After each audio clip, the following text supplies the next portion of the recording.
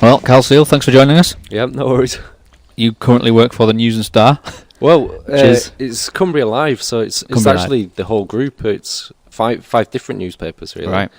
Which ones are they?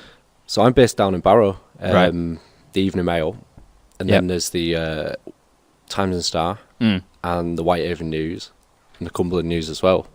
Right. So between two of us, we do music coverage for all of those papers, really. Who else is it you do it? A girl called Lauren, who's based in Carlisle. Right. Yeah. So do you live in Barrow? Yeah. Oh, I didn't know that. For some reason I just assumed you were Carlisle. No, we cover it from afar, really. Right. I suppose with the internet these days you can't you? Exactly, yeah. Yeah. So do you have to, have they got where's the head, like the main place of it? Where's it based? That's it, basically. I'm in Barrow, Lauren's in Carlisle. Right. Between us. Impressive. I mean, we only speak a few times a week. It's Google Chat is most of it, you know. So who else do you work with then for the rest of the sides of the paper, like the news side of it? Because if you just do the music side of it, and like days out sort of stuff as well. Okay. So that's a full-time job. Yeah, but it is. Yeah. So how did you get into that then? I started working at the Evening Mail in Barrow. Yeah. Just as a features reporter, really. So that's just like lifestyle stuff. Yeah. But part of that was the music pages. Of course. Yeah. And it was obviously the bit that I had, you know, a bit more interested in. Enjoyed most. Yeah. Made that my thing until I was doing it. That was my whole week, basically. We spent doing that. Putting together this 12-page supplement each week about music. Yeah. That's perfect. So, but then this Cumbria Live thing started about 3 or 4 years ago. Did you start that then? It was the company that started it, but I was sort of involved at that stage. Right. And then about 2 years ago, it started to become the whole county. Right. And I started writing for the News and Star as well. Okay. Yeah. Because did you have Adam Lewis was working as well for a while? No, he was working with the News and Star team. Right. I see. Right. Yeah. Yeah. And he did a lot of similar sort of stuff, didn't he? Yeah. He had his article. Yeah. And now he works as the press officer for the council. So people in our office are always ringing him about stuff. Oh well, he's got experience. Yeah. So you've been doing that about how long now? 7.5 years, something like that. Yeah. So, yeah. But you're not getting bored? No, it's one of those jobs where it's different every day. And you know, it's a bit of a cliche to say, but that's what everybody says is the best thing about the job. You know. Yeah. Some Keeps it fresh. Some things I've written about 7 years running now. You know, certain events and whatever. But yeah. Yeah. But the music's there's always new bands coming out and the same bands, but doing new stuff as well. Yeah, that's it. Yeah. So I mean, that's because for Cumbria that's quite important, isn't it? Because it's so spread out. Yeah. Oh yeah. I think geographically it's one of the biggest counties. I think it is second biggest county. I think. Yeah, so spread out. Yeah. So things like what you do help sort of bring it together in a way. Well, hopefully, yeah. I mean, before the podcast we were just chatting about the Metal to the Masses. Yeah. Which covers the whole of Cumbria mostly, doesn't it? And obviously Dumfries and places like that. Yeah. But that sort of brought the south and the north together a bit in terms of metal bands, hasn't it? That's kind of what this place needs, really, with it being so spread out. There's not that many, like the Brickyard as well. There's not many like appropriate venues either, is there? No, there's the north and the south and the west, but nothing at all in between. Nothing. The Lake District is just a big gap in terms of it is music and entertainment. Yeah.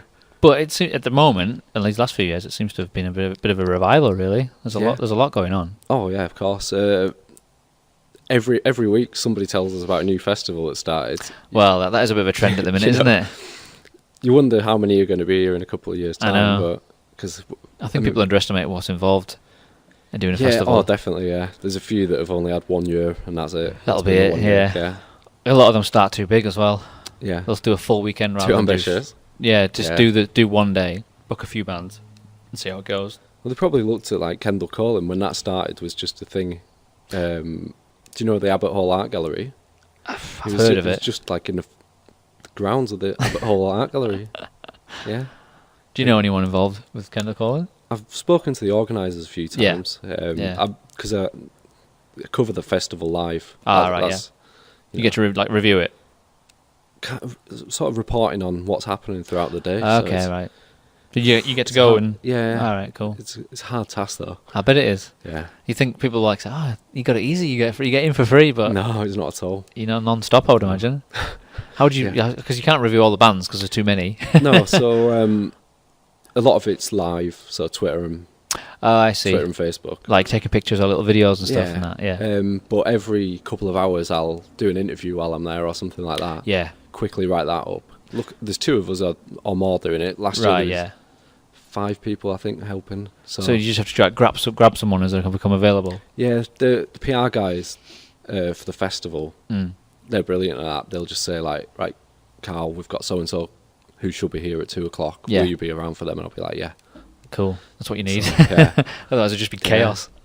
Yeah. You get some really good exclusive ones as well. I bet. Yeah. And they always come to us first because we're covering it live. All the other people there are like pre-recorded stuff. Yeah, that won't go out for a week. So magazine, I don't know what magazines there are. So it's not going to be as current when it goes out. No, exactly. So they give us first dibs on everybody. Because if someone's got an album or a single or a video out, they'll want, if they're doing an interview, if it's going out the next day, then they're going to choose that one. Then the one's going out in 2 weeks.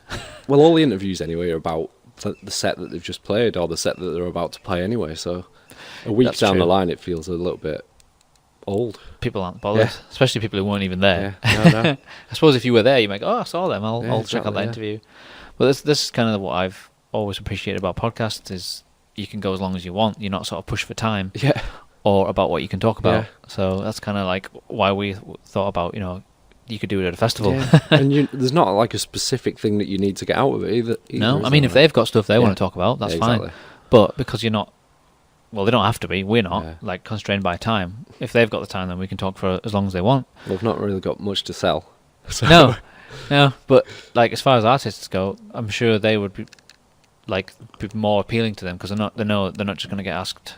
So, what's the new album about? What the lyrics about? Where you going on tour? That's like the questions. If you were doing that all day, most of that's prepared anyway because they've put that in the press release. Exactly. And it's just easier to just go and say that and get out because they just a lot of the times they just look like they want to just get over it, which is I suppose it puts a pressure on people like you where you've got to sometimes think of questions that they might be a bit different and. Well, that's the thing. You don't if somebody's doing a press day or whatever, an artist, they get probably 7 or 8 interviews in that one day. Yeah.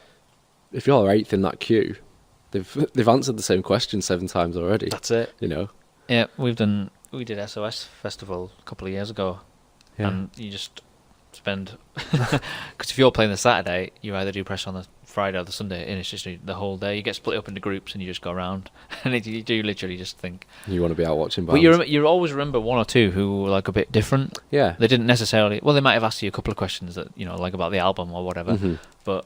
Generally, they just have a laugh with you, or they come up with some kind of game or something like that. That's kind of what artists would remember, I suppose. Yeah, well, one of the things I always have to get in is some kind of Cumbria angle, really. So people always there's always some kind of tenuous connection that somebody's got to Cumbria, or some kind of weird stereotype that they have of it. It's totally inaccurate. But actually, one of them was a Kendall Colin one. Billy Bragg was there. Oh yeah. Which, not a great fan of his music, and I know it and whatever. Yeah. But on stage, he said that where Kendall Colin is, Louth Castle. Yeah. His dad was based there during the war. Oh right. And he was testing these secret tanks and stuff. And this is the first time Billy Bragg had been back. Yeah. But he'd sort of touched upon it on the stage, and I was like, "What?" Oh yeah. So they said, "Karl, you've got an interview with him," and I asked him about it, and he talked at me for about an hour, sat in his porta cabin, just me and him.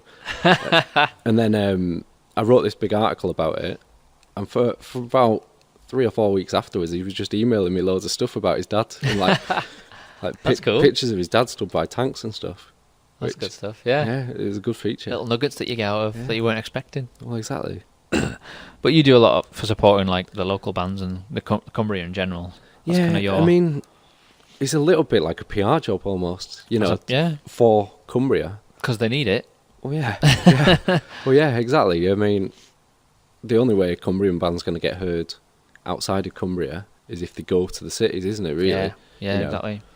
And some do, but it's I don't know if Cumbria, to the rest of the country, has got a bit of that reputation of it hasn't got much to offer. Do you know what I mean? I saw the Triverse Massacre interview in Metal Hammer this week. Have you seen it? Yeah, I saw that, yeah. And it's almost saying, can you believe these bands are actually coming from Cumbria? It's like... So, well, there's, what, 500,000 people in Cumbria or something, isn't there? We've got a metal to the masses. We've got the venue, you know what I mean? We've got the bands. It's just... It's not... just because we're... I was going to say small, but we're not. Just because we're so spread out that it's just... It's just purely that it's not on the touring routes for most bands, is it? Because they go from Manchester to Edinburgh or Glasgow. Yeah. And then actually, Newcastle. Last episode we had Nick Yule on from the Brickyard, and he's saying obviously the Brickyard's getting a bit of a reputation where it is becoming a bit of a stop-off point because it's easy to get to. Which is brilliant. It's brilliant, like from like Scotland down or from Newcastle across. Yeah. You've got like because of the plus if a band was going from like Manchester to Scotland, it's much easier to just carry on up the M6, stop off at Carlisle and carry on. Of course it is, yeah. And it's like, what is it, 320 venue? So yeah, I mean, you still get some of the bigger bands who can quite easily do the bigger venues, but they still come back to the Brickyard because of its sound and its people show up and because of good experience as well. And it's good, it's good, and they're great. The people who run it, Nick and Andy. Yeah. So it's like that's another good thing for Cumbria. Tick that one off the list. But yeah, it is unfortunate of like geographically where it is, and also a bit of its reputation. But I think slowly that's changing.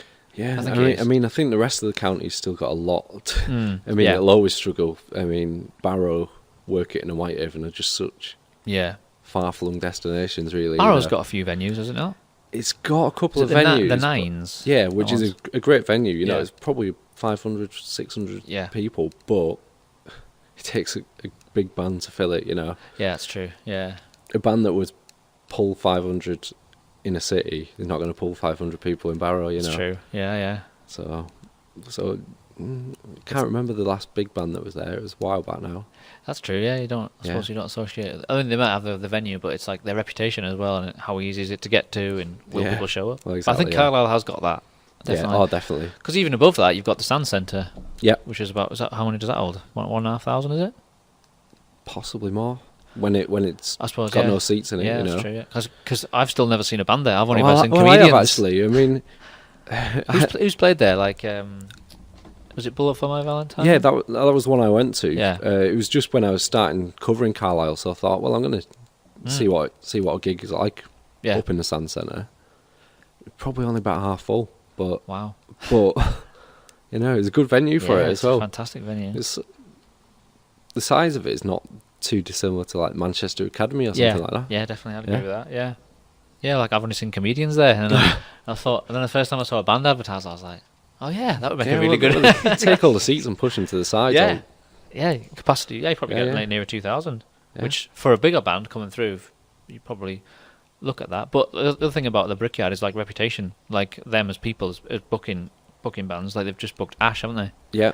And Nick was saying that, as it turns out, that's his favourite band. Oh, right, okay. So he's seen them a few times, but he's never met them before. So, and he was thinking about having the night off and just being a punter, but he's like, I think I'd like to work because you'll get to meet them then if he's like, here's the manager. You sort of get to know the interests of the people who run the venue by the bands that come there, don't you? That's you can tell it's a little bit rocky, metal-y in the Brickyards, whereas Bootleggers is a bit similar. It's more the classic rock sort of thing. Bootleggers in Kendal, it's another hidden gem. It's almost a bit like a smaller Brickyard. Yeah, I'd go along with that. I really like Bootleggers. It's played there many times, and the sound is just because it's a bit smaller. The sound's actually it holds in a bit more, and it's got the balcony. The balcony. I was going to say, I like just watching down. It's really cool. Yeah. So there are some great venues here. It's just like you say, people like yourselves making people aware of it. Yeah, I mean. Where are we now? June. Next month, I'm looking forward to Touchdown Festival in Workington. Have you seen that one? Yeah, that looks like. So that's 3 venues, I think, in one street. So So who's some of the people playing that? Cult 45 are there, Cult 45, and Youth Salute. Yeah. Seek Solace in Ruins, the like metal. Yeah. I think they're the only metal band on the bill, I think. Yeah. A couple of Scottish bands as well. Yeah. Is that been going a few years now? Yeah, the lads who run it, I think it's the 3rd year they've put it on. Right. And it just keeps getting bigger and bigger, so... yeah, it seems to be, yeah. It's like that in, like, Rockmantic. Yeah. Like, people... That's doing it right. Well, I've already seen that... are they selling tickets for next year as well? Yeah. Selling really well as well. Yeah. I can't think if I've seen the lineup or not. Nick was saying that a lot of the ticket sales are not from here. Oh, right, okay. People travel, just because they know that the lineup's always going to be good. Repeat bookings, or... Yeah. People book. Sometimes they get people to book at that year for next year straight away because they're offered like half price. Brilliant. So it'll sell out eventually. Whether they'll move up to bigger venues, I don't know. But that's doing it right. Initially, it was just one Saturday night. Yeah.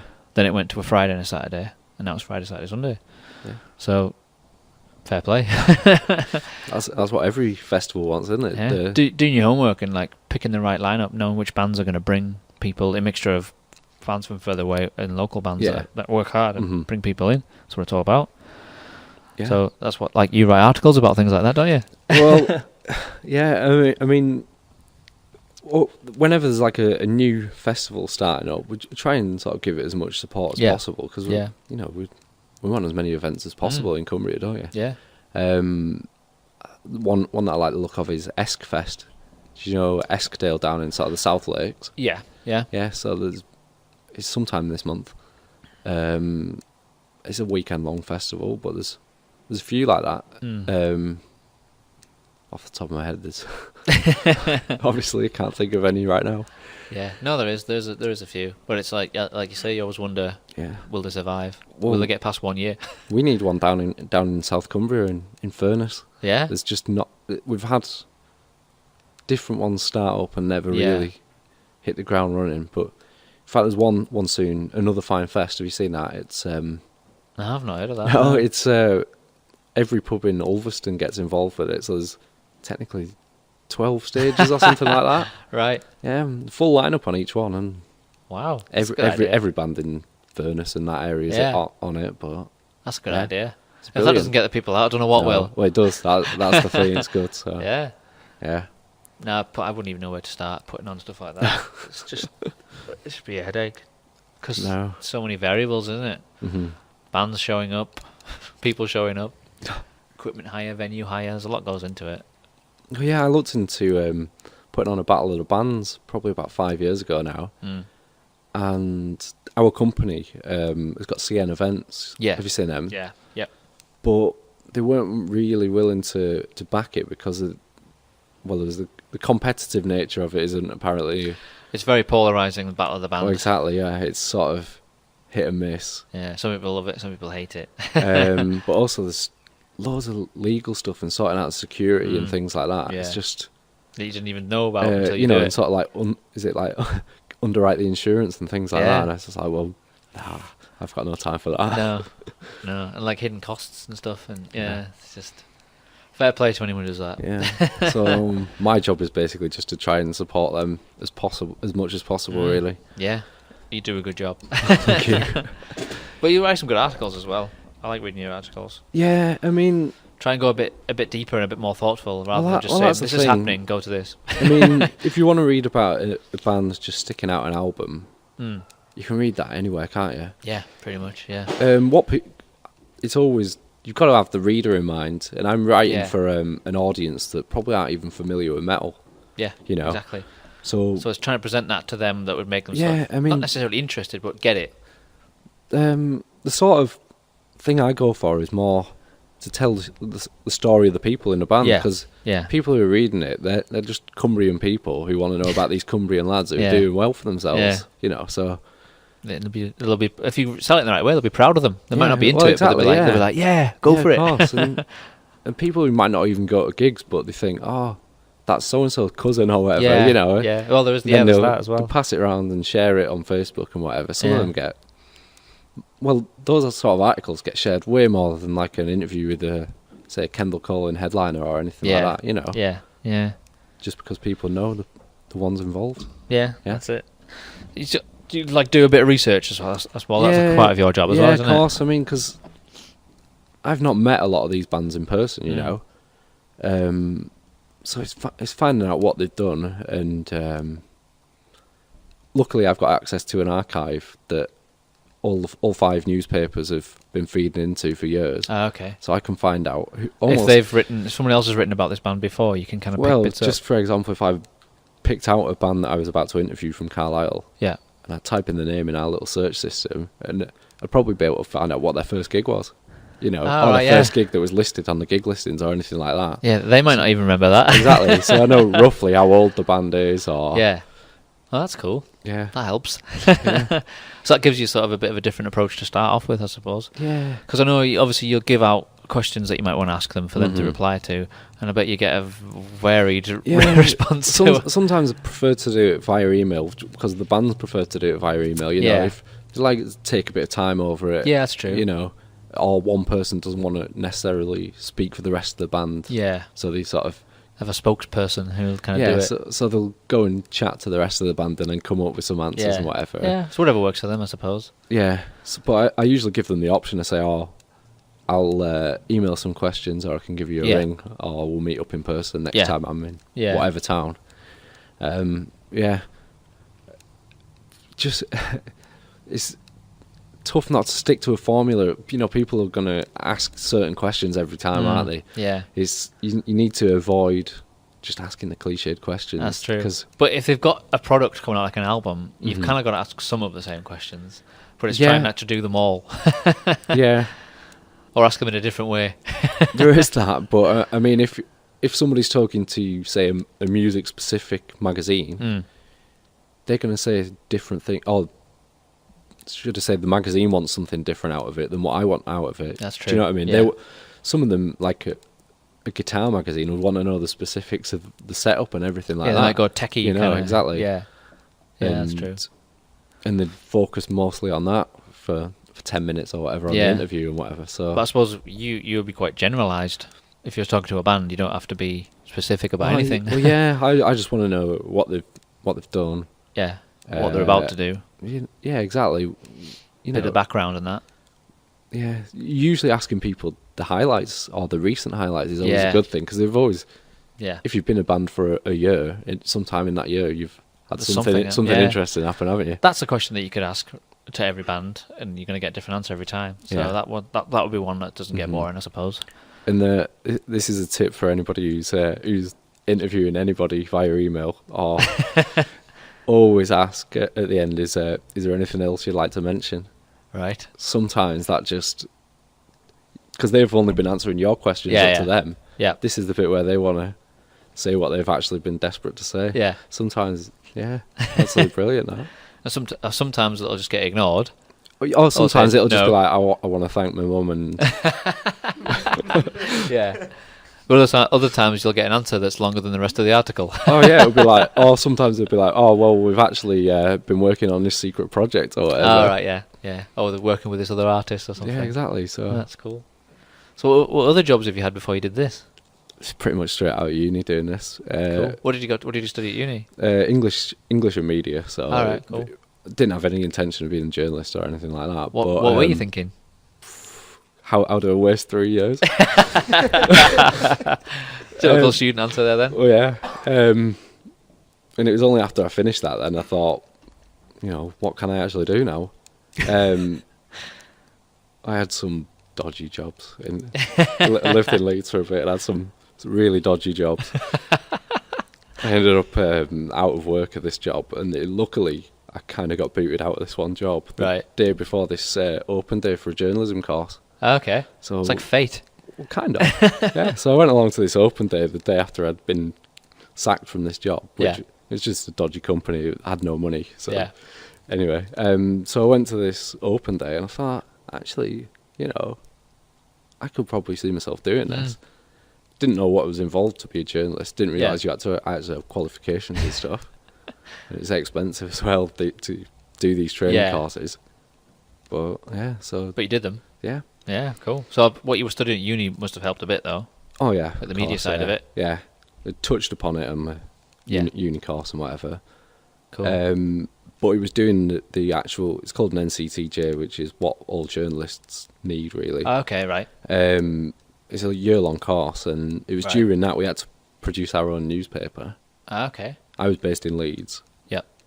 And there's a sort of an entertainment section and whatever. So I would get in touch with bands that would come into Leeds and say, can I do a little interview with you for my student newspaper? Yeah. And I was interviewing some of my favourite bands because, Leeds is one of the best cities for music. Yeah, it's got a great scene. And, so I was interviewing my favourite bands, reviewing them in some of the best venues. I don't know if you've been to Leeds much for music. Not really, no. They had the Cockpit was still open then. I know. I've heard of that. Absolutely brilliant venue. Yeah. It's closed down now. I think it was a bit unsafe. Oh, okay. But, yeah. So that's where you sort of cut your teeth doing that. Yeah. That side of it. Yeah. So what happened after that? After you finished those? Well, I'm from Barrow originally. Yeah. And I went back for some work experience, and they just kept us on there. Where did you? Where you're at now? Yeah, sorry, Evening Mail. Yeah. Right. Yeah. That's kind of. It's just, and you've just kind of stayed there. Yeah. Yeah. You must be doing all right then. I enjoy it. Yeah. Yeah. That's important. Yeah. I don't know what the next logical step is. You know, most people go on to a national newspaper, but yeah, I don't know. You might set up your own one day. your own media publication company or something. We'll see. You never know. But you're having fun doing what you're doing anyway. Yeah. It keeps you in touch with a lot of bands. Like I said earlier, it's different each day. Yeah. But you also meet really good people. Yeah. Yeah. And everybody wants to tell you their story. Yeah. Yeah, that's kind of why we do this. Yeah. Because like people like yourself and other people who I email or work with or sometimes see here and there, but you never really get to talk to them. No. So you don't really get to know them. So it's like, that's what a podcast allows you to do. So that's why we did it. So I like talking to people, and you get a lot out of it, I think. Like I say, you can go for as long as you want. How have you found interviewing? I'm getting better. Pretty straightforward. I'm getting better. I've tried not to class it as interviewing. I try to like discussion. Obviously, I have things about the person. Like I'll do a bit of research to points that I want to mention, but I try not to make it an interview. I just try and make it. Well, that's the thing. Like some people, they'll sit there doing a phone interview with a notepad in them with 10 questions that they've written out in full. Yeah. Yeah. And they won't be listening to the answers. Exactly. They'll just be waiting for that person to stop so they can ask the next one. And it's like, well, you've not listened to what they've said. There'll be something good there. That's a bit of a skill that I'm learning now, is like to listen to what someone's saying, not just waiting to get your next point across. Because like they might say something that might lead you somewhere else. There was, Ross Noble, a comedian. Yeah. I've got a few of his DVDs, and on that he said he doesn't write a set list or anything like that. He doesn't have jokes that he'll stick to. He just writes 3 words on the back of his hand and makes sure he covers those topics. And I sort of incorporated that. So on a scrap of paper by the phone, when I ring somebody up, I'll have 4 or 5 words that'll just say like, talk about that. Yeah. And I'll just make sure I can engineer the conversation around that way at some point. Yeah. Well, that's kind of what I do, but like, we're allowed to go off topic. Yeah. It is a music industry podcast, but like it's basically back behind the noise. It could be behind the noise of life. Yeah. It doesn't have to be music. It's just that we kind of focus on music because that's kind of what we do. But it allows us, we can go on a tangent for half an hour if we want, and then I'll go. If that tangent comes to an end, then I'll just move on to the next thing. Do you know what I mean? It's like it's free. Problem with that, if you're writing an article, is sometimes you'll get to the end of the interview, half an hour or whatever, and you realise actually I can't write any of that because it's nonsense or it's just not relevant to anything. So. I suppose it depends on the quality. I mean, the notes that I make, the points that I want to talk about. But yeah, so who are your like favourite bands when you were growing up? Well, it was always the metal bands, really, to be honest. Oh, was it right? I didn't know that. Because when you mentioned this podcast, I sort of had a little bit of a think back to what I was into. Oh yeah, and from a really early age, I was into all the rock music. But I remember. How old are you now? Yeah, 31. Okay, all right. So but yeah, me and my mates at primary school used to listen to Bon Jovi. Used to love it. Was that your gateway band into heavy music? I seem to remember I saw an advert for his greatest hits or something like that on the on the telly, and just saw all these, heard all this guitar and thought, I like that. Yeah. So it's always been from 7 or 8 just rock and metal. Yeah. Bits of punk and whatever, and obviously touched upon rap and stuff like that. I think most people have had that phase. So what was the first couple of albums you can remember buying? Well, first album I got was when I was a kid. One of those record players, the different coloured tape players, My mum and dad bought me Dire Straits, which is fair play, good choice. Weird album for a 6-year-old. Well, I suppose it is. Well, they must have had a reason why they thought you would like that. I think I used to sit and listen, stick on some headphones music. Like this, and listen to all my mum and dad's CDs. So what were their influences? I remember my dad had a few like prog compilations, Okay. 70s prog, and I think it was more the band names that I liked. There was stuff like Atomic Rooster and... What was it, like Pink Floyd or... No, more the even weirder prog. But so more it's like, obscure. What's that? Crazy World of Arthur Brown. Do you know that one? Where it's like I've heard of that. fire. Oh, yeah. So, yeah, that sort of... It's quite obscure. Oh, yeah. I think since then I've always sort of looked at that side of, sort of not what's in the charts. That, Yeah. everybody was into Spice Girls, and I think Handsome were massive when I was in school. mid-90s, yeah. But if people only pay attention to mainstream to stuff, what they hear, yeah. Oh God, there's not a lot there. No, really. No. It's I look like it's like a funnel. Yeah. And if you listen to mainstream, it's right at the bottom of the funnel. So they decide what they let through, and if that's all you listen to, then basically they're telling you what you're listening to, what's new. Yeah. You're not discovering it yourself, which is wrong. Same with if you get your news. Yeah. Or like those free music channels on they show the music videos. Yeah. Like for some people, especially younger people, that's the only way they get new music, and it's like, no. Yeah, whatever's on the radio. Yeah, because some people, Radio if you talk to some people, you say, "What do you like?" and they go, "Oh, a bit of anything, really. Whatever's in the charts." And you just go, "Oh God, this conversation is over." Well, that's the thing. I mean, I'm obviously not just writing about metal all the time. No, you got to cover it all, I guess, haven't you? Yeah, and you have to kind of learn a little bit about each sort. You got to be respectful, haven't scene you? as Even well. if you're not into it. Yeah, I mean, I like writing about Workington's got a good sort of dance type scene, and drum and bass and all that, and that's what they're mostly into in Barrow as well. Sort of. Right. But they get like DJs who have played all around the world. They've got just as interesting stories. Definitely. As any band, Yeah. Even though it's not the music I would sit and listen to. But No, yeah, but you've got to cover it, so you've got to sort of know a bit about it. Yeah, exactly. Yeah. So what else? So what does your job entail? What sort of what? My job is basically to fill 30 odd pages a week. A week? Yeah. Wow. And between me and my colleague Lauren in Carlisle, I think it's more than 30 in fact. But I'm not going to add it up, but it's a lot of work. So what different ways does that get distributed weekly? Is it all online or? It's all online and it's all in print as well, and it's all on social media. What form of print does it go into? Newspapers. So Is it in the... So we've got 2 daily newspapers, one in Barrow, one in Carlisle. Yeah. And then all the rest are weekly down the West Coast and Cumberland News. 30 pages, that's a lot. It is a lot, and people don't really seem to notice that because it's kind of back of the newspaper as such. It's not in. They don't see my byline on anything or. Yeah. But it's hard work, and also managing all the social media as well. Yeah. Do you split that between you two as well? Yeah. Do you know what TweetDeck is? Is that on the multiple? Yeah, I've got so many little icons for different accounts, so I can tweet from about 8 or 9 different accounts just in one tweet. Clicks. Yeah, that's good. Yeah, you need that. It's hard work just remembering what you've tweeted from where or what. Yeah, you've got to be organised. Yeah, tweet the same thing twice or. But he's already said this. What's he repeating it for? But yeah, it's a full-time job. Yeah, it's a lot of work.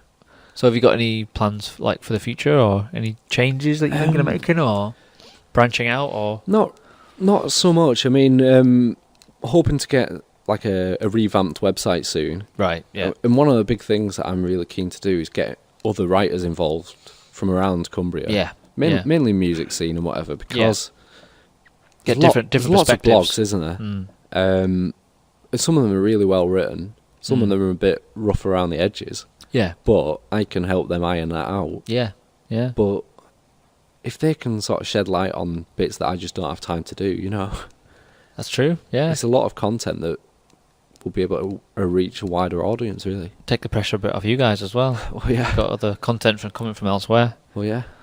So, yeah, you could... well, this is an advert for it now. Yeah. I mean, there's so many things I'd love to do. I'd love to have like a weekly acoustic session that we'd upload a video of and then write a little interview with each person who does it. But It's just more work, innit? It's a lot of work. It's fitting it. You need to get, like you say, you need to get other people involved to take care of other stuff, so you can create the time to do that.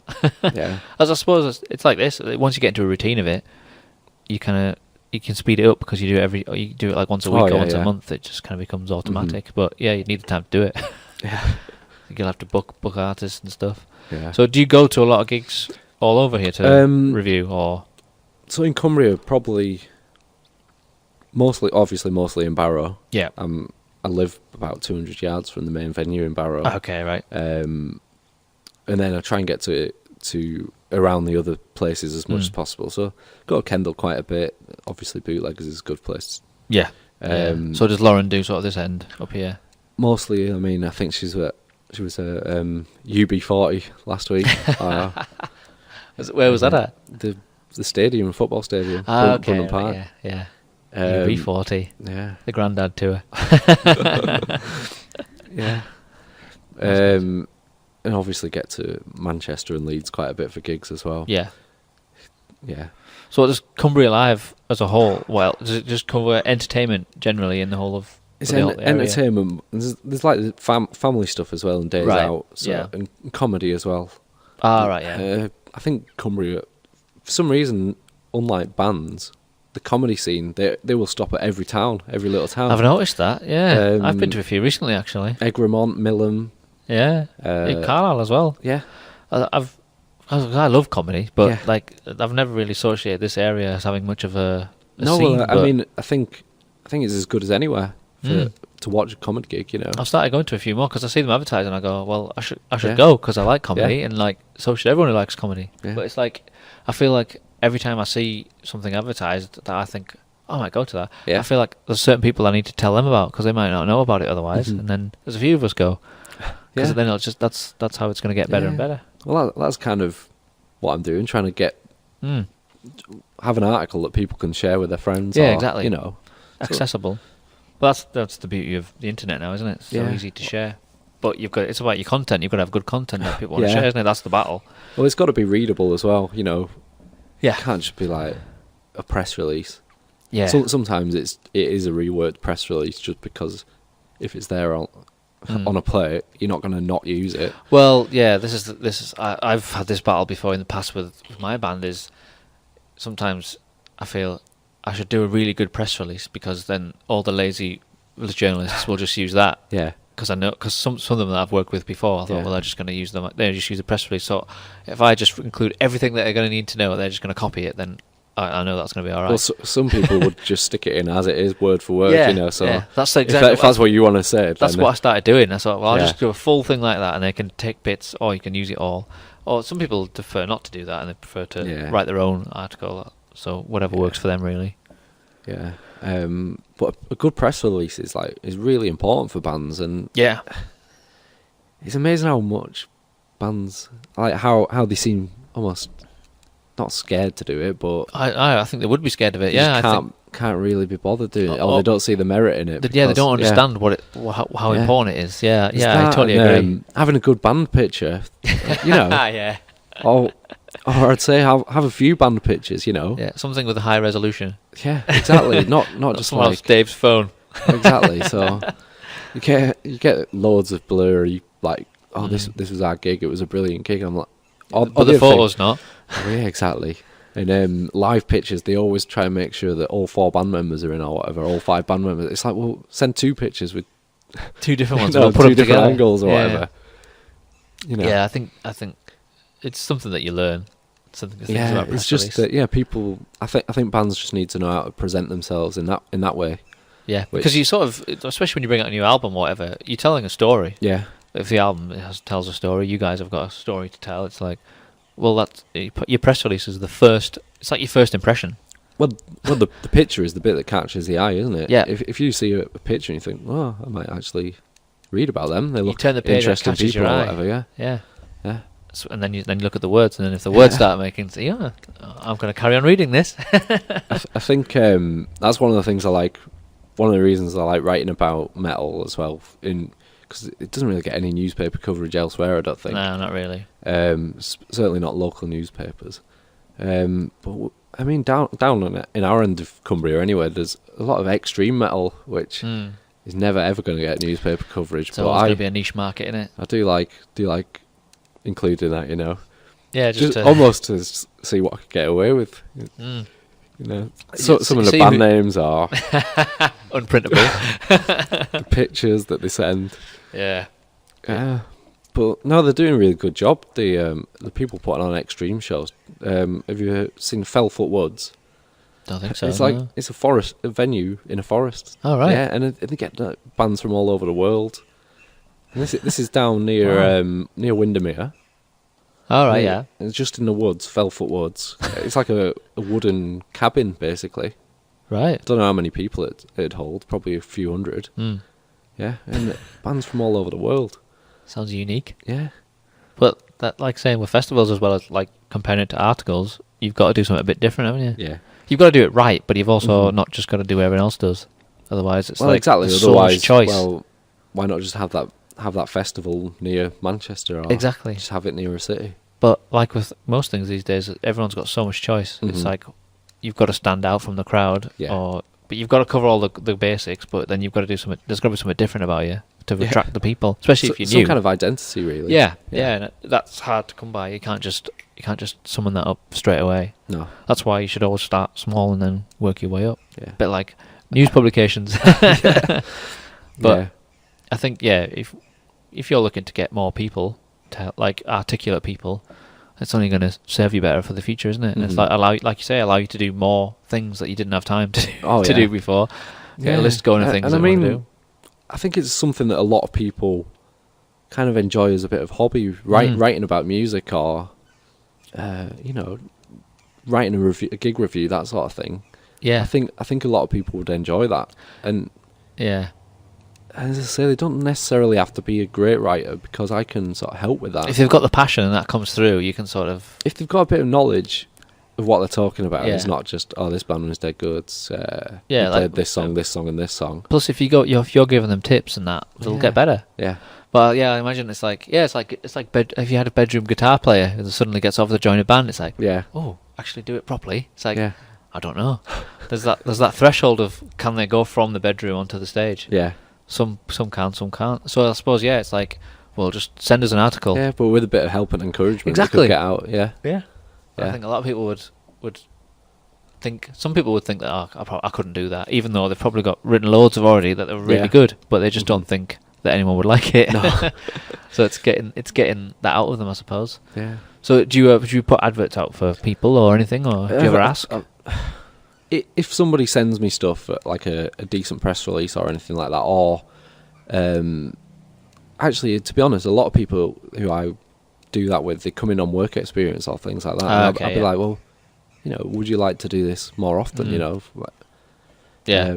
So would you consider hiring someone on a sort of not a temporary basis, but like more of like a commission basis or sort of freelance? Yeah, kind of thing. I would if I had some budget. Right, yeah. So that you're limited by that as well. Yeah, it's more people doing it to get something on their CV or I get you. Yeah. So more like of an experience kind of thing. Yeah. But if someone's just starting out, that's perfect. If you've got your name in print 10 or 15 times and you've got, I'm talking about a kid. Yeah. A teenager, and if they've already had 10 or 15 articles in print. Yeah. And they've just finished uni or whatever, that's good going. Yeah, that's exactly what I suppose what they would need. Yeah. So did you have anything like that when you were? Yeah, I did work experience at the Evening Mail when I was a kid. Did you keep all the stuff that you? Yeah, and and when I was on my course as well, I went to a few newspapers in Yorkshire. Yeah.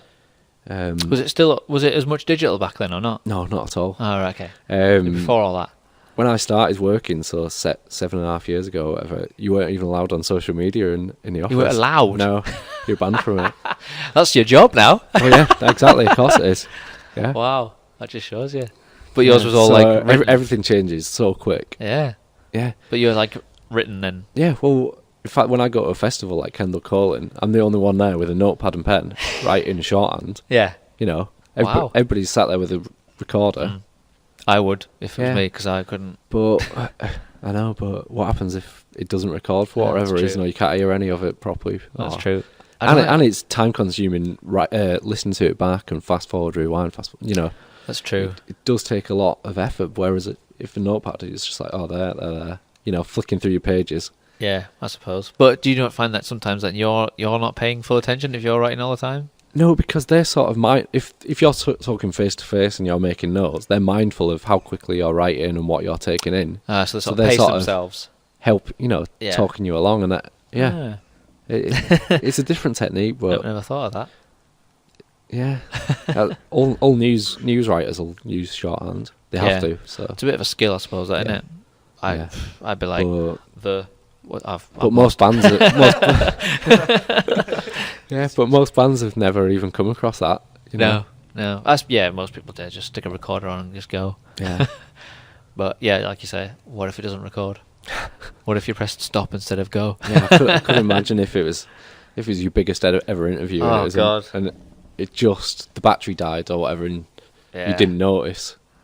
Yeah, it's nightmare. So I can't risk that. No, but do you record it as well? No. You just right. Wow. No, I've never recorded an interview.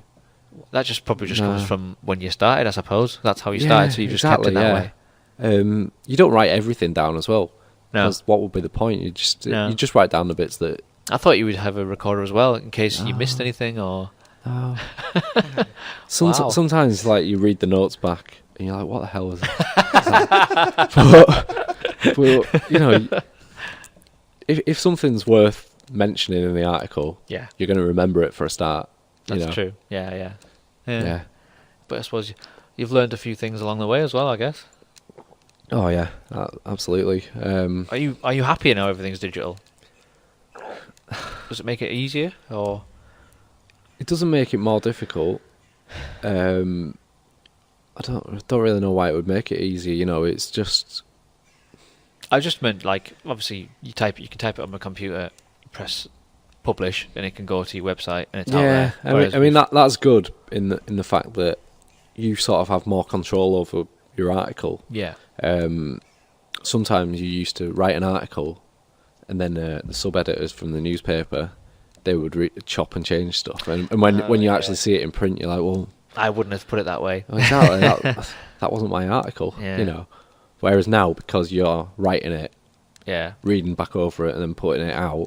Yeah, that's exactly as you want to present it, really. So if you progress down the line, and would you be in charge then if it was other people employed? You'd have to sort of check their work and make sure it was up to scratch. I still do that to some degree as well, and like anything that comes in as well, to edit it. But you don't want to edit it too much because they've worked hard at that. Yeah. And it's obviously grammatical and all that sort of stuff. Yeah. But if they're saying the right thing, then you're supposed to just leave it. But that's a sign of a good writer as well, I guess. They don't need too much. If it was someone brand new, I suppose, like you were saying, you need a bit of help. But I'm sure they'd be okay with that. Yeah, but even the most experienced writers, sometimes you're just like, where are you going with this? What have you done? What is this? Yeah, it's like, did you write that 2:00 in the morning after 5 cups of coffee? Yeah. And then didn't reread it, just gave it to you. But I suppose some people have their personal blogs. Some of the famous blogs in the world have millions of people who read them. It's like a lot of them is just a stream of consciousness that they've just put on paper and just put it out there. Yeah, some blogs are absolutely massive now, aren't they? Yeah. Music blogs. More people would trust them with the reviews than. Yeah, it's more honest. Yeah. And real. And there are some like podcasts like that as well, where there's no boss. There's no one telling you what. Yeah. Well, you can't say that. Yeah, I think that's. Yeah, so sometimes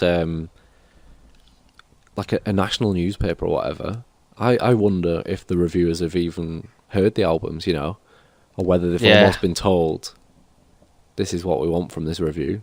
Yeah, which was just. I've seen one that was published a few years ago. It's a Rihanna album that was coming out. Right. And the newspaper printed it with all the gaps in of the song names. So it was like, oh, this song is brilliant for whatever reason or whatever. This song is brilliant. Just waiting for somebody to fill in the blanks with the song names. It's like, well, so they'd never even heard it. They were just waiting for the album tracks to come out. So they just fill in the review. That's bad. Yeah, it's terrible. I bet there's been some. If you looked it up, there's been some major gaffes in major publications. I've seen one where it was a gig. I think it was in Manchester, possibly Smashing Pumpkins, somebody like that, where they reviewed it and said it was a brilliant gig. They played all the greatest hits and whatever. Yeah. The gig was cancelled halfway through because of some kind of fire, like fire alarm or something like that. But it went in print. Said it was a brilliant gig. But then they forgot to mention. They didn't even mention in the review that they had. Well, this no, stuff. they'd gone like they turned up. So left after like 4 songs. Well, brilliant exactly, gig. Yeah. So, Oh Jesus! the one time I've come close to that was reviewing a festival, Northbound Festival. It only happened the 1 year, I think. Yeah, we played. But, was Yeah. Oh yeah. Okay. I think we headlined the Friday. I think it was. Yeah. It was good. And this was up at where Cock Rock was. Yeah. Yeah. Well, Cult 45 was the last band on the Sunday. Yeah. And my deadline was like 9 o'clock, and their set didn't finish till about 10:30. Oh, no. Something like that. So I had to sort of round up the festival and say how good it was. And I mentioned in the set that they played Gold, the Spandau Ballet cover. Yeah. Because they had been playing it a bit. Yeah. And we were watching them live. I'd already sent all my copy at this point, saying that they were playing it. I was like, they've not played it yet. They've not played it yet. I think it was the very last song they did. They probably knew. They were just playing games with you. Yeah. I mean, I would have been able to ring the office and just say, "Oh, can you change that bit or whatever?" Yeah. But To say it's a shame they didn't play it. But yeah, deadline. So have you? What's it like with your deadlines then? Well, week to week it's not too bad because I'm usually working about a week ahead anyway. Okay. So right. I suppose if there's a festival, it needs to be out straight after. Well, exactly. Like yeah. covering Kendall Calling, I've done it last 2 years, I think. Right. Get there on the Thursday night, and they want an article for Friday's paper. Oh, right. So I have to send something by about 9 o'clock at night, saying it's like, almost like a preview, then, isn't it? Well, more saying like the festival's got underway. Right. Everybody's turned up. The weather's good. Yeah. We're looking forward to a busy weekend ahead. Right. Yeah. Then I've got to submit the same again on a Friday night for the Saturday paper. Right. But that would be a review of the Friday. Sort of a review of what's happened so far. Okay. Yeah. Right. And then there's no papers on a Sunday, so No. so the next deadline is usually the Sunday night for Monday's paper. Right. Which will be rounding out the full festival. Full thing, yeah. It sort of all comes together throughout the day. Though, like I mentioned, I'm doing little interviews here and there. Yeah. So those are my quotes to put in the main article as well. Yeah. So yeah, it's just I love it, Kendall Calling. There's probably about 1 or 2 bands there in the whole festival that I would actually go and listen to. Right. Yeah. But just the experience of But it. the experience, I absolutely love it. Just love being a part of it. It's non-stop from getting up at like 10 in the morning till about 10:30 at night when the headliners are on. Yeah. And then I can just sort of relax after that. So is there like a press area where you're all sort of it's, congregating? It's just sort of beside the main stage. Oh, okay. It's like a big tent. There's like port cabins and a couple of sort of covered areas. Because you need a bit of, like we do, you need a bit of quiet to be able to... Yeah, it's don't not want too much quiet noise. because you can hear everything that's going on the main stage. But, and then the sort of the VIP, the band bit is right next to that. So okay. If a band gets ferried in or whatever, they'll bust in, and then they'll say, right, straight off the bus, and they'll be in there for 15 minutes. Right, yeah. And they'll lead all the journalists in one by one. But Gotta wait your turn. Yeah. We weren't allowed anywhere near it when Snoop Dogg was in the area. I don't think we were even allowed to see him. Was there any press allowed? No. Wow. No. I wonder if he's just got tired of... He just doesn't want to do that anymore. Well, That's a shame. He's not going to do any press. The big one, he's not going to do any press anyway, is he? Because he's probably just going to say something Was that last controversial. year? I think it was the year before. Because as I remember it, he wasn't pushing an album or anything. No. He just, obviously, they'd offered him some money, so he thought I'd come and do it. Yeah. Straight in, do the gig, and then out. Mm-hmm. Yeah. Which is... Do you think... Is that the biggest artist they've had? Yeah, probably in terms of, like, worldwide sort of reputation, yeah. It's pretty big. But they just seem to be going from strength to strength, don't they? Yeah. I spoke to the organisers at last year's festival, and they don't want to go any bigger in terms of the amount of people that are there. So it's 25,000 people at the moment, which... Yeah. It doesn't sell out, though, does it? It sells out well in advance now, yeah. The whole thing? Oh, I yeah, didn't even know that. It's been sold out since January or February, something like that. Wow, that's good. That's impressive. So the only way they're going to make it bigger now is like they've got a Thursday lineup, which they just want to expand that. Yeah, that's probably that's their next option, isn't it? Yeah. If the Friday, Saturday, and Sunday is just full. Yeah, it's like. But I think it works as it is now. Yeah. You know. Yeah, definitely. They seem to have nailed it down. Yeah. But it's for the area, for Cumbria, it's great, isn't it? Mm-hmm. Absolutely, it's just what it needs. Yeah. In terms of music, which is why it's one of your each year is probably your biggest. Yeah. Oh yeah. It's the biggest thing assignment. that we cover. But yeah. I think it's probably about 10 times bigger than the next biggest festival, isn't it, in Cumbria? Yeah, definitely. I can't even think what would come. There's nothing that would come close. No. So do you often, are you getting to the point where you feel like you could do some help because it's just you on your own the whole weekend? Oh no. There's a few other people helping out. So right. But even so, you're still just constantly just from beginning to end. Yeah. I'm trying to coordinate everything as well. Yeah, how do you go about that? If there's like 5 of you, how do you decide who's going to do what? It's more who's going to be back at the specific times to write certain things up or interview certain people. Right. Everybody can go off and see whatever they want to see, and yeah. But stuff like making sure the photographers go and cover the ones that we're after and things like that. That's the other thing you've got to worry about as well. Photographers getting the right shots about what you're actually writing. Well, exactly. I mean, they usually get all the main stage stuff anyway. Yeah. Are they like a lot of photographers where they just go and get a few shots and then they move on to the next? I'd say there's probably about 20 photographers at Kendall Calling. Right. Working for all kinds of magazines as well. Yeah. And they're only allowed in for the first 3 songs. Oh, I've heard about this. They do that at the big festivals as well. Yeah, so... And a lot of gigs as well. The photographers hate it because it's high pressure. You've got 3 songs to get the shot. That, and they're all sort of elbowing each other out of the way. Yeah, you know, it's very competitive to get the best shot or whatever. Yeah. And then straight back out again. But it does give them time to sit and edit their shots while the set's still going on. It's true. Yeah. So there's pluses and minuses to it. Yeah. But I've of the few photographers I've come into contact with, they hate doing the big festivals because it's just so. Sometimes you're never guaranteed that you're going to get your 3 songs. No, because it's all like rotation, and it just seems to bring out the worst. They just start fighting it, not fighting, but they start. I don't think it's even the best angle to be taking pictures from, is it? The designated people's chins. Yeah, the designated area where they. Who I don't know. Obviously, it was usually not a photographer who's decided the area. Yeah. Some press person's going, "We'll just put it there, out the way," and the photographers are like, "Great, I've got to get a shot," and everyone's shots are going to look the same. Yeah. So, and I'm not even a photographer, and I'm annoyed. This is good. I'm learning a lot today. But yeah, it sounds like.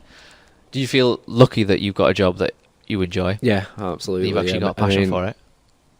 I could have done the news side of things, and I did that for about a year as well. Yeah.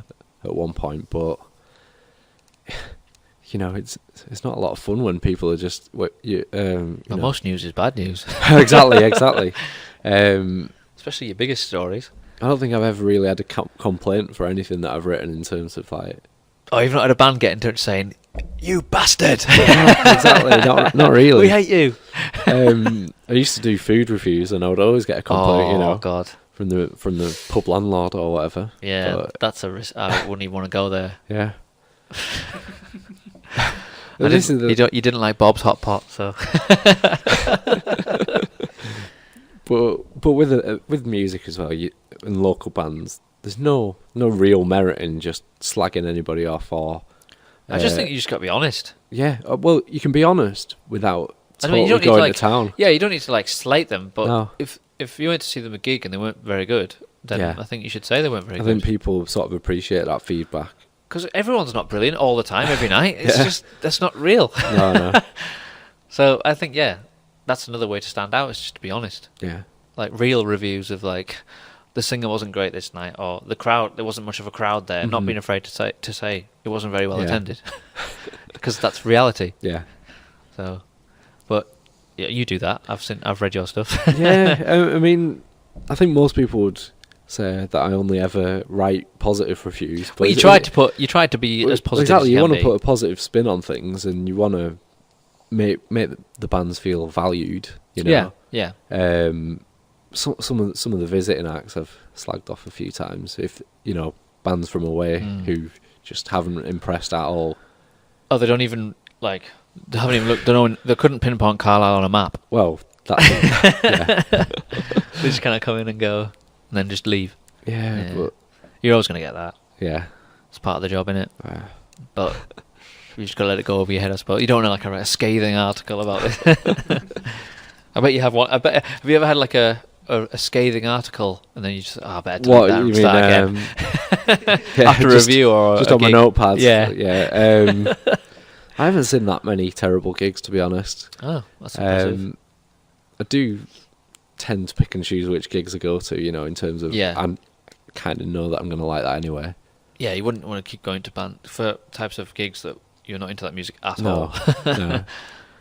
So, is it Lauren? Yeah. Does she do sort of very similar to what you're doing? You just split it between you? Yeah. As I say, we've got all these pages to fill each week, so if we can get a review in there as well, that's great. Yeah.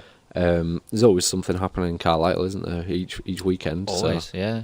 There's always a gig to go to, and I always try and get to a gig if I'm you can. free that weekend. You know?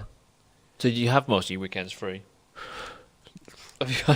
Not recently, but just because of work. No, not because of work. Just all manner of plans. Just life. Yeah. but there's a venue in Barrow, the Derby, which is it's about 20 metres from the office and about 100 metres from my house.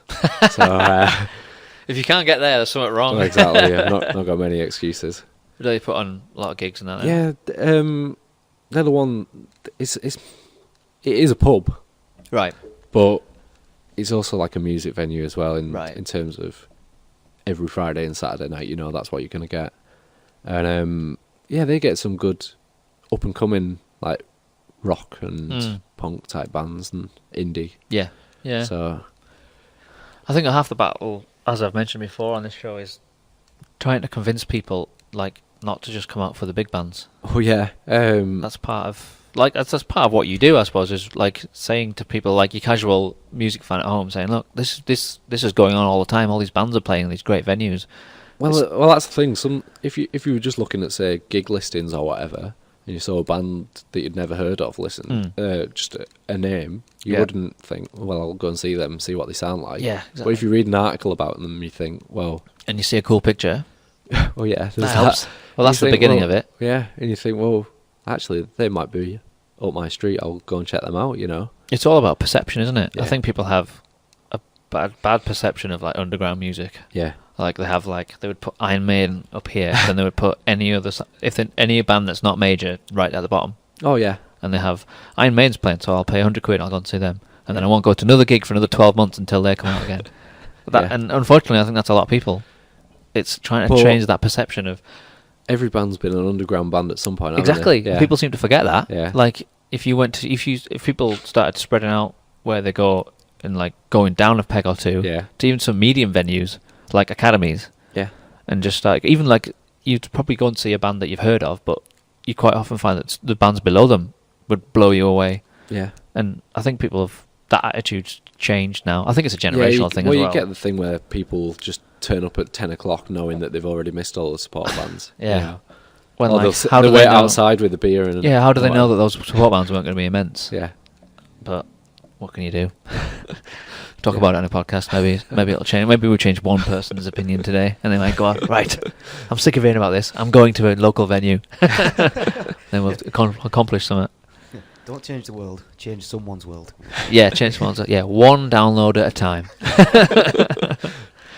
But no, that's the nature of your job, isn't it? Absolutely. You kind of are raising awareness.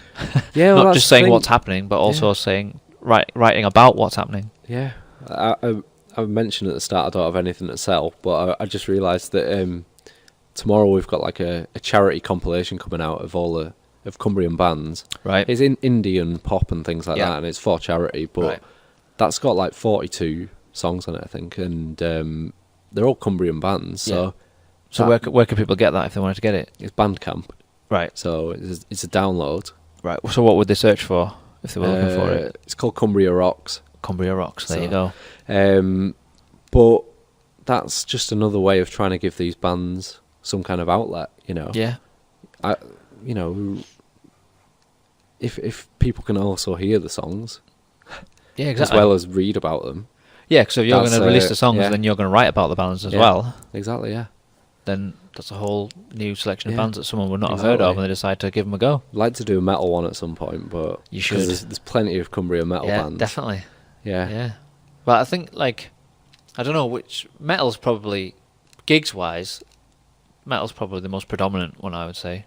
In Cumbria. Yeah, there is that. But the only difficulty would be that a lot of the metal bands are tied into different labels and distribution deals and things like that, whereas that's true, yeah, a lot of the indie bands are just that, you know, just indie. Yeah, they can do whatever they want. Yeah, it's a double-edged sword, really. But I suppose live, what you must get to quite a sporadic, eclectic mix of gigs because of your job. Like, you've got to cover it all. Yeah, I mean, every type of genre I've seen those bands. I would imagine. Yeah. Have any genre surprised you?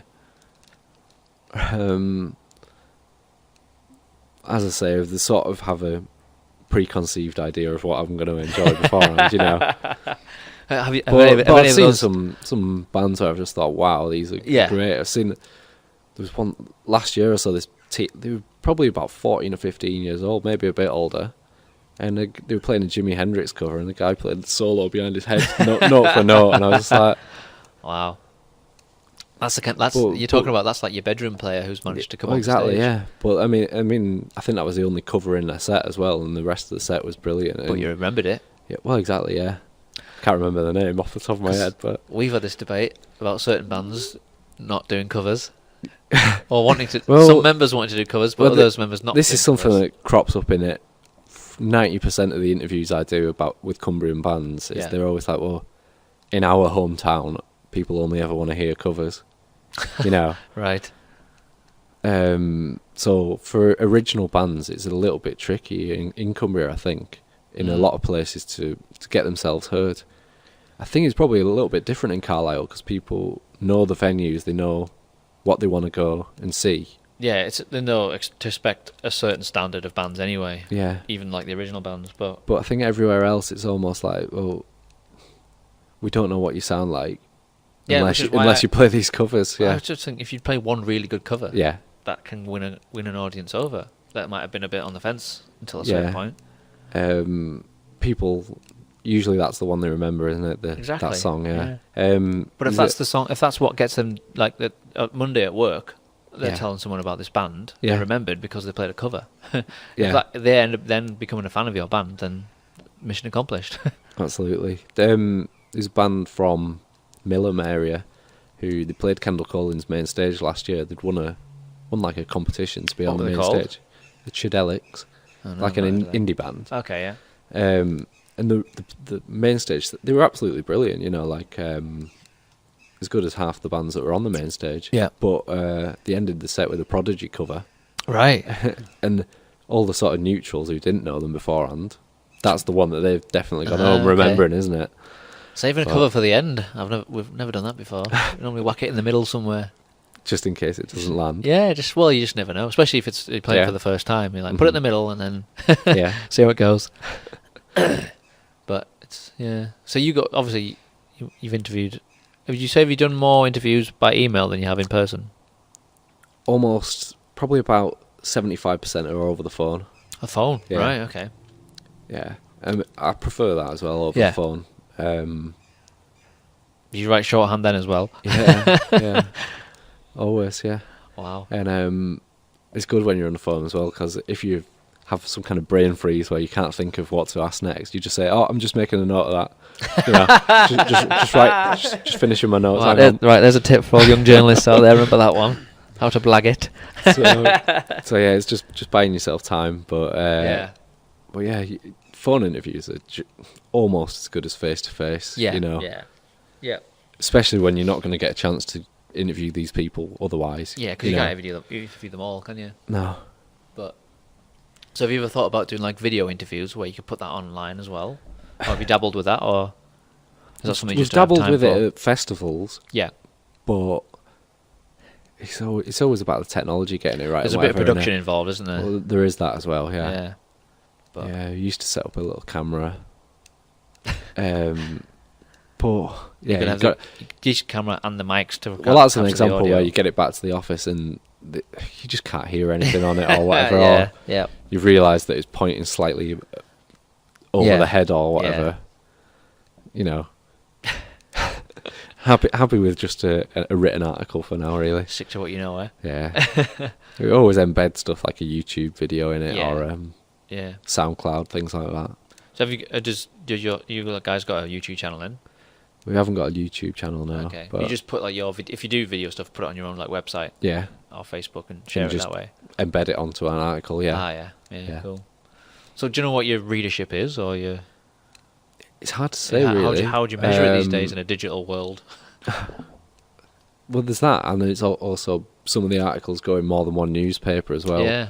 So it's Difficult to classify it. yeah, Because obviously back in the day you had publications and you knew how many you sold, yeah, so you knew how many people were buying them and reading them. But today it's a bit more diluted, isn't it? yeah. And it's spread out over everywhere, and you never know what's got shared on social media, really.